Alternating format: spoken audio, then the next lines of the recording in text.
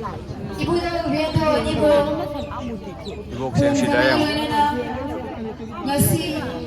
Desember kita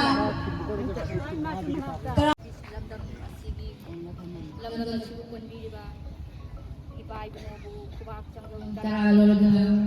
ay mahal na perjanjian. Akan bagi singkala sigi matungina singkala si singkat pahula si mayang pun singkala si. Nako, may mga matunto.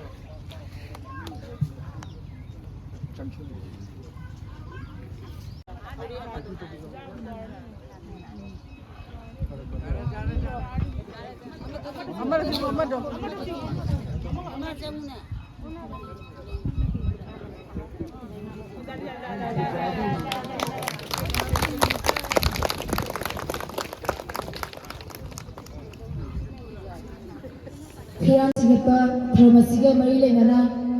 wahai mengatatan taminawi kita magta di Padmawati sir naluk na nisip Lang minuwa. Ngasi December gi tang 33 Manipur gi matam amada mathau na maring je lairamba ima iben singna Manipur ima gi damakta mathoi kathok tuna thawai na pantha phikraba ima singbu ngasi ningsingbo oina aikoi Manipur dagi laaga ngasi jaga asida lamjel lang thariba mayam pumna mapu kasin koyada Manipur gi jaga mafam khudimakta aikoi amato oina punsinabagi khola waloinana ngasi gi lamjel lam thaba si matang asida hongnaba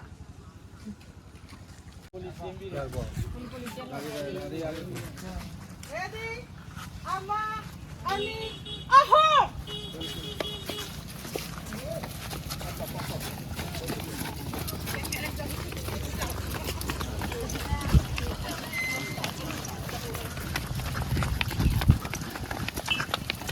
moyang kemina lena ima bungam khay tena thada cheri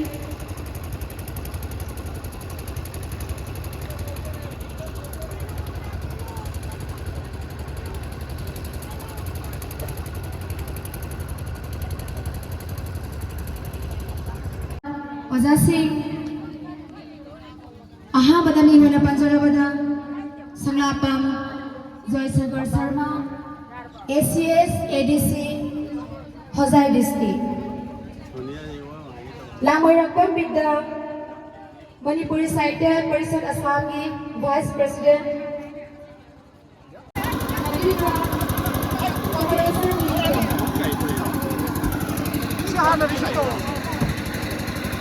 Aku yang berkata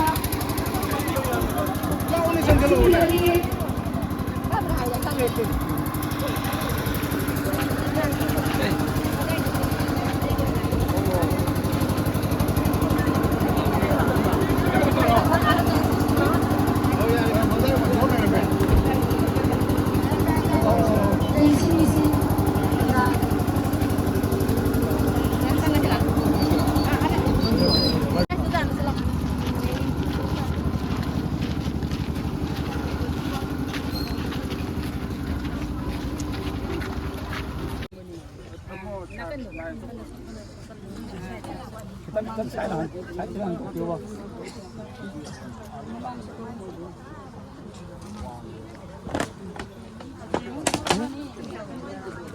Aduh kena tu, nak kapun sih, dia tu yang beri sibuk, yang beri.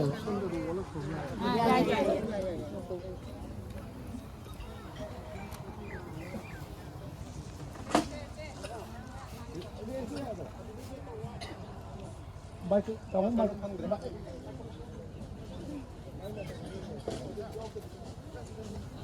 Microphone poke ka poro. Ya deh, kena cimpang deh. Oi, tup tuh. Đây chạy thôi à? Nhà con có chạy xe hàng lên. Đây đi. À. Kuko. Saya ketik jam jalu. Con mắt đang bay rồi. Ai ke sini tinggal.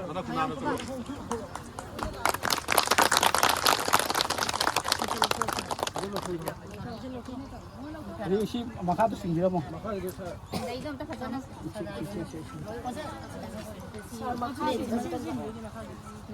Makagi padal.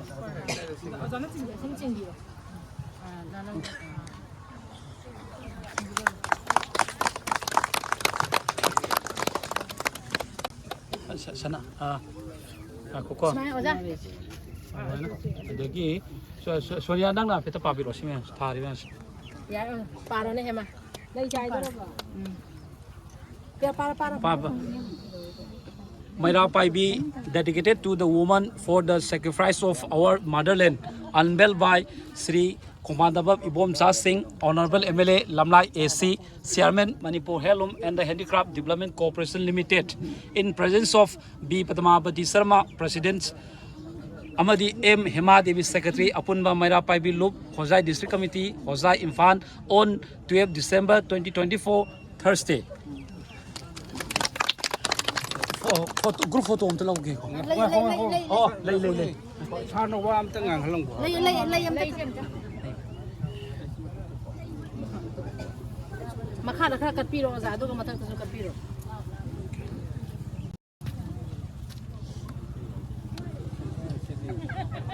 Imagi mitamda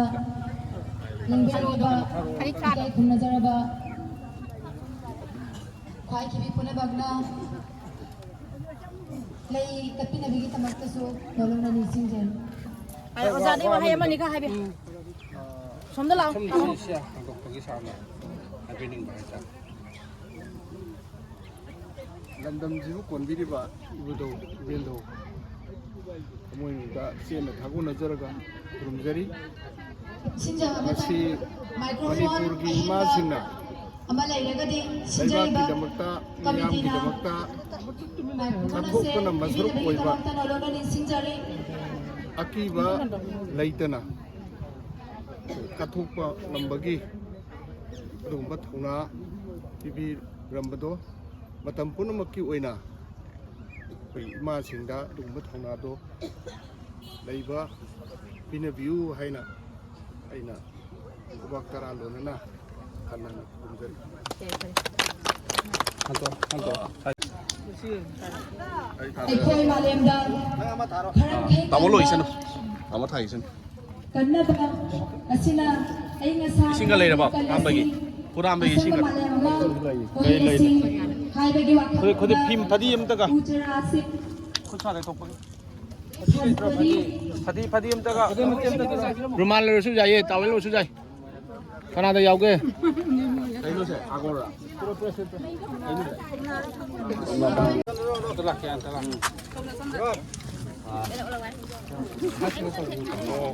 손들 놨고 액센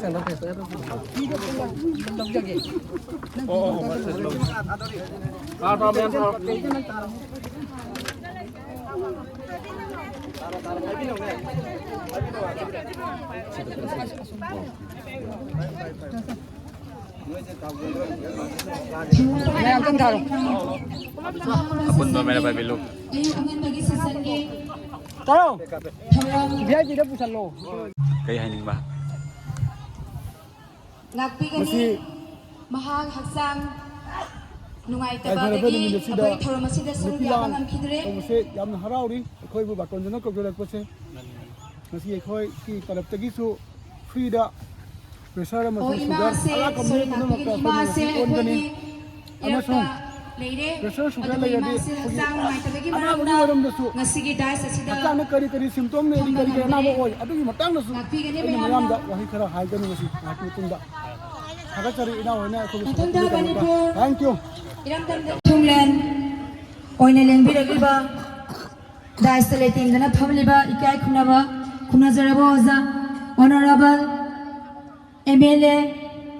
Lamlai AC Manipur amasung chairman Manipur Heirloom and Handicraft Corporation Limited samlaba phizola mane ikai khunna botpigani Golaghat district ke President Sasi Laima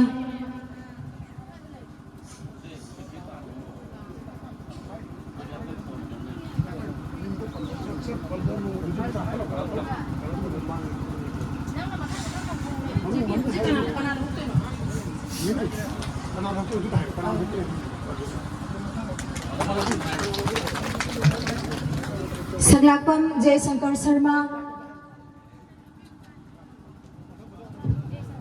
Namayakpam Bidda, Ozara Samlo Fizalamaneka Kumnabot Pigani.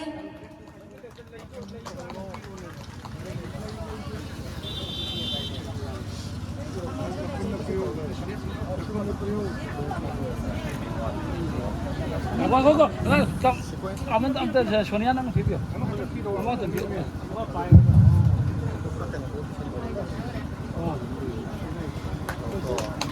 Ngasi akhoi lei khudol tamjiriba asina adom gi yumda hauhanduna apunbagi paujel sandokpiu haiduna meyami mafamda noluksari lai kai khumna bot pigani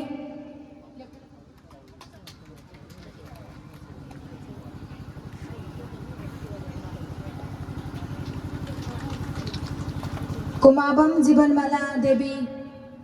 the Samlava Pizola Manekai Kumnabot Pigani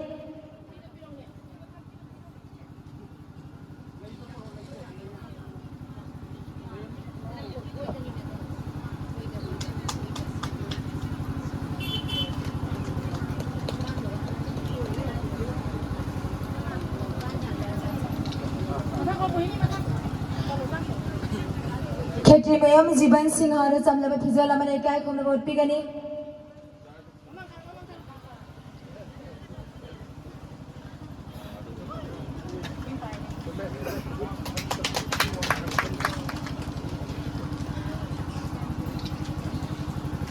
Dr. Ninghaiba Maisnam the Samlava Pizola Manekai Kumnabot Pigani Loilam Mapu British Council Amagi Makada Manipur da Thokliba Housing Siengoina Kathoklaga Manipur Wang Magi Mapal Laibakta Tadoklami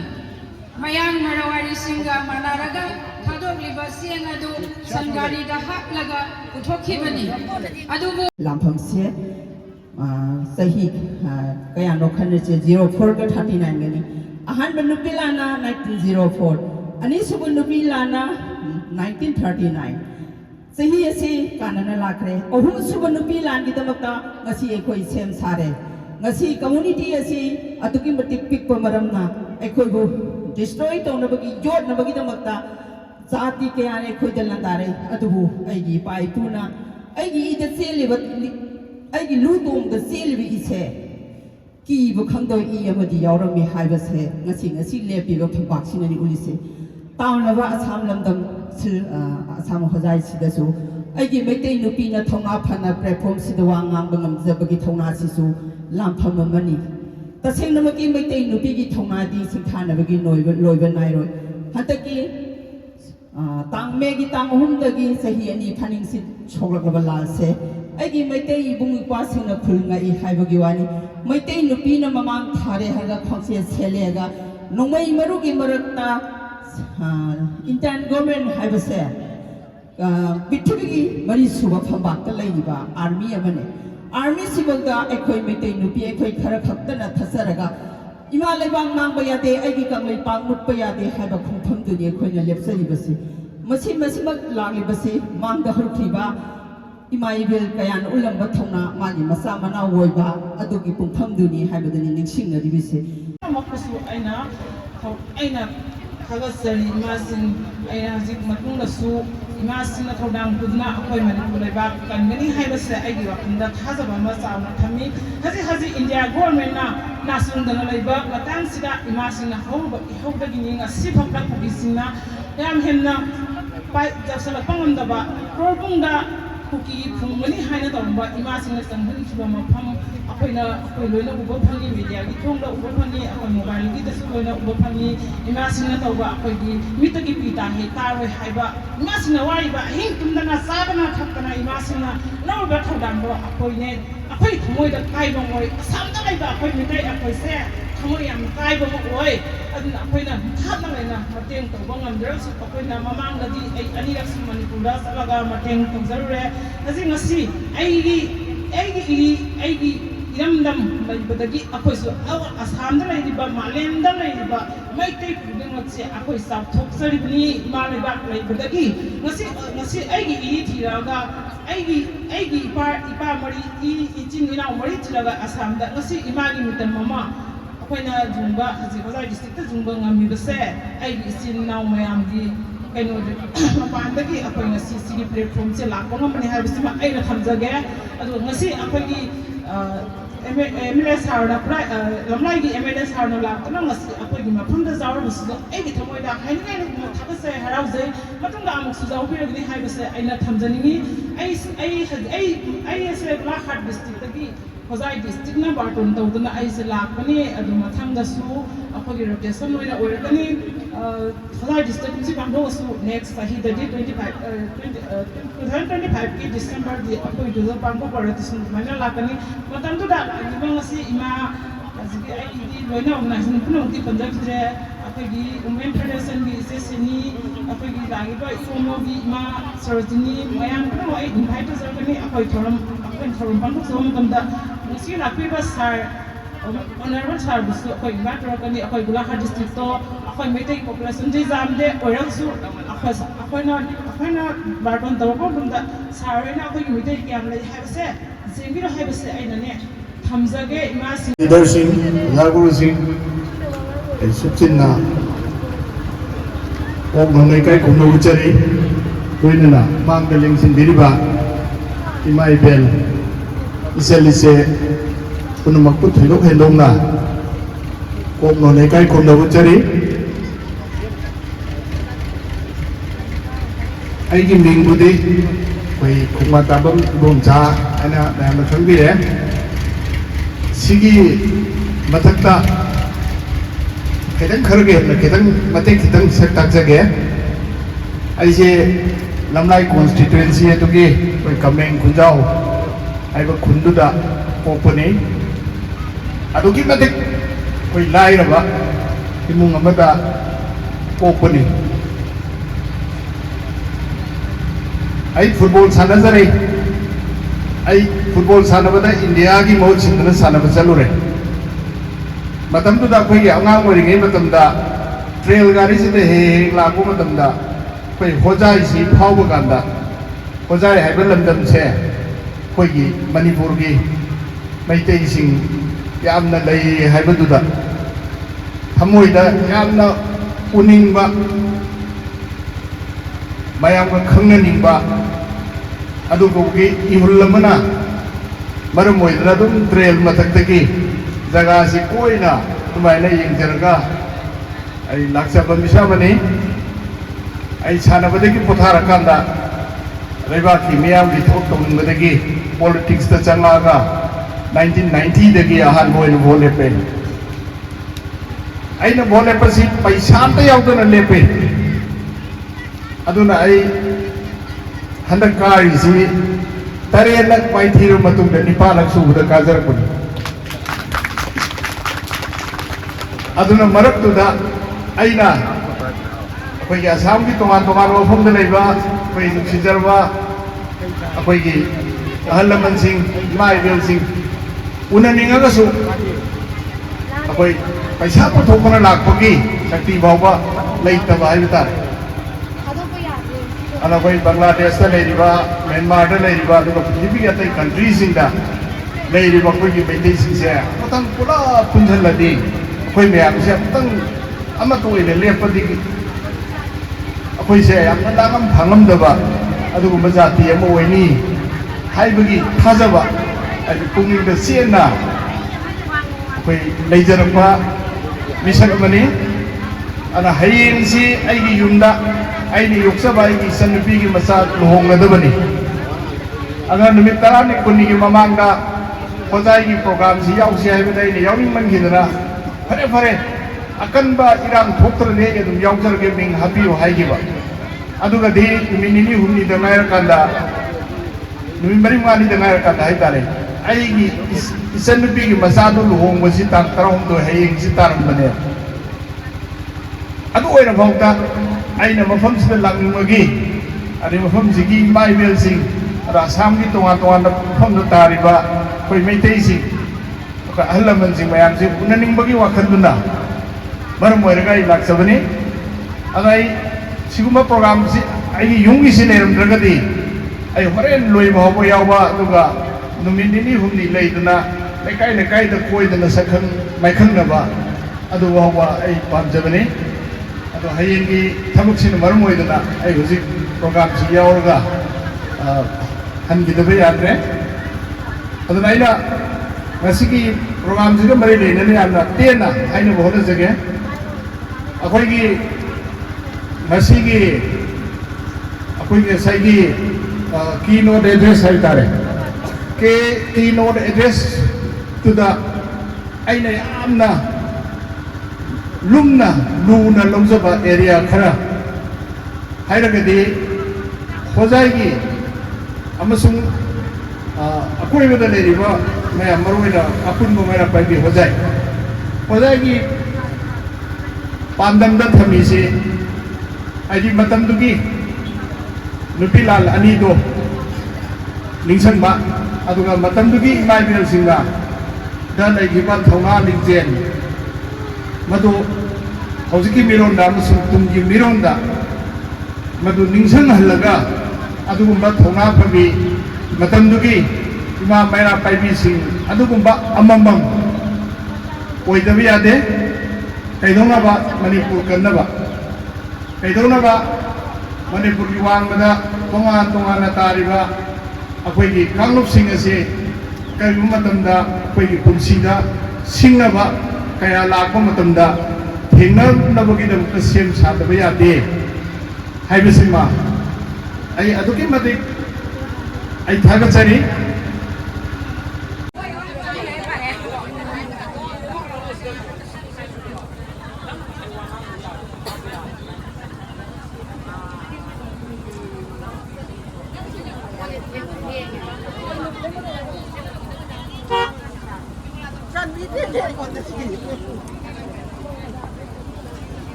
सिपाही नोंगै मरु फावबा कीबनी ऐगी इमादा मैखूना ममलबा सरोग लमजाउदा निंहनलबा लैतना तक्सिल्लबनी ऐगी इमाना फांगदा फांगजे खुत्ता मैरा निंगतमगी खोलाउना थक थक निकलिबनी कंगलैपा कालेंगी सारबा मैसालक्ता वाचिंगी इंगलबा अहिंदा खोंथांग हनबा लेतेदो ऐगी इमाना अंगापनी अंगापा चोखाबा लेतना इमुंगी लान निंगतंबगी लान मापारी कयागी पुंसी मिको पुंजा खुदिंगा ऐगी Imangi मयाना ngaktuna thamlibani अथोइबी दगिसु अथोइबिनी मालेमदा चांगदम नफम लेत्रबिनी ऐगी इमादी मैरा पाइबिनी ऐगी इमादी मैतै पोपी इमानी मतांग असिदा ऐगी सरेंग असि प्रचंजरे